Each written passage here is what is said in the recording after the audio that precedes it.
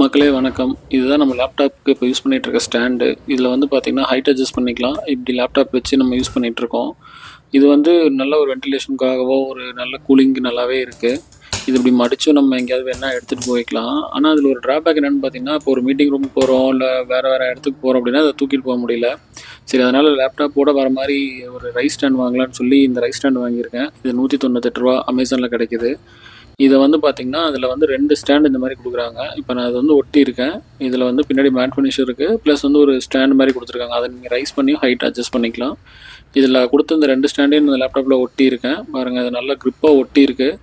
இப்போ இது எப்படி இருக்குது அப்படின்னு பார்ப்போம். இது வந்து நார்மலாக நீங்கள் வைக்கும் போதே வந்து கொஞ்சம் ஹைட்டாக அட்ஜஸ்ட் அதிகமாக மேலே லைட்டாக தூக்குற மாதிரி இருக்கும். அதிலே வென்டிலேஷன் இருக்கும்.